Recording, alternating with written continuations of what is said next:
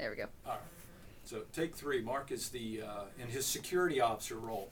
There was another time where Mark, with the open door, didn't do quite as well as I would have wanted him to do. This was later, after the anthrax exposures had been going around in the complex. And once again, the Capitol Police had bought all sorts of new equipment, and we're still getting used to the process. And he had the door open, and he was in the file room at the time. Maybe he was cleaning out the refrigerator, and so he's in the file room, and we had something at the front desk, which he normally would have taken care of a problem like this, but it was a package that was sort of a suspicious package. And the receptionist calls the Capitol Police, and the Capitol Police come in, and they say, where can we take this to examine it? And she said, well, right in here. So the door is open, and they come into Mark's office, shut the door. They have on, like the moon suit kind of thing to open it up. And as they're going through it, Mark comes and they tell him that the door is locked there because they're going through a suspicious package. And he remembers that Tony is in the office right next door.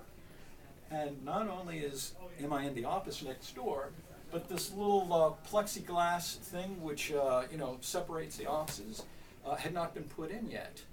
And so he calls into me at my desk, and I can hear them going on, and the moon suit's out here opening up the package. And I'm saying, Mark, you do realize that I am in here, and I can't get out, and he says something like, well, hopefully they won't find anything.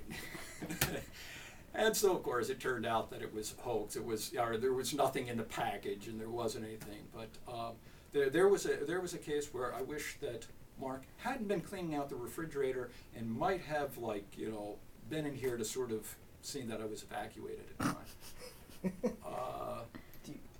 Do you want to comment on any of Mark's archivist responsibilities or tendencies? Well, only that the architect of the Capitol gave him some sort of award, I think. He's got his own hard hat. Okay, you don't know too many attorneys and too many law firms that get their own official hard hat issued to them. He's always going around measuring things. He's just the fantastic organizer. The guy should be an archivist to begin with. But when he's not an archivist, he's kind of like an architect engineer. He loves problem solving on a real practical basis to get things, away from just working on, drafting statutes and that kind of thing.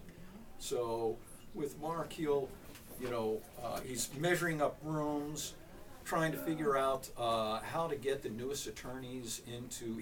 One idea was to have a loft set up for two attorneys to be able to share an office we just built up.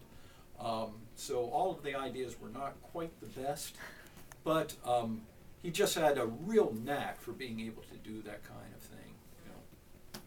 Do you have any comments about Mark's either office contribution or organizational or otherwise to his softball contribution to the team, either what he did as far as organizationally for the team or how he played? Or Mark plays softball, and he was the same thing on a softball team as he was as to an office team or a tax team or anything like that. He was a real leader, a very unselfish guy. That's the way he played baseball. You could also see that he loved baseball even before, softball was just a substitution. He was a much better lawyer than he was a softball player, and he was a good softball player. In his youth, he was actually surprisingly fast. He played a good center field, and really to help the team, we moved him from center field and put him at first base, where he could just catch anything that was thrown over there.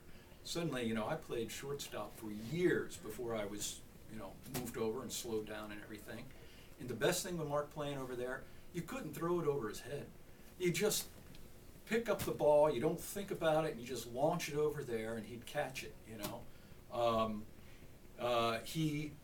You'll see all these inflated statistics in softball, and you can see everybody hits home runs and do all these things, but the thing that was really a trait of Mark in playing softball is that he was probably the best clutch hitter that we've ever had.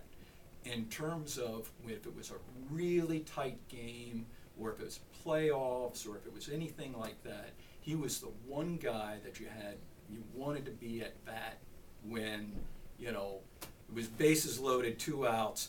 If you pop out, the game's, you know, over, you lost. And he could just hit a line drive up the middle. He could always just kind of like take a deep breath, center himself, and, you know, get a hit. And it wasn't always necessarily, you know, these long drives, although he could hit the ball far. But he's just a really unselfish player who just loved playing the game.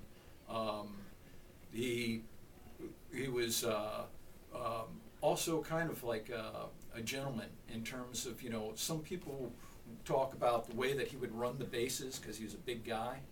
I remember this one game where, as he was coming to the plate, and there was a woman who was a catcher, and she did not obviously understand the concept of not blocking the plate when you don't have the ball. And as he came into the plate and she was standing there, he couldn't slow down, and he wasn't going to barrel her over. So as he came in, he picked her up and carried her the last 2 steps, planting his foot on the plate, and then set her down and kept running. And I remember looking at that just going, I don't think I have ever seen that play in a Senate League softball or anywhere else. So that is a typical Mark Matheson softball play.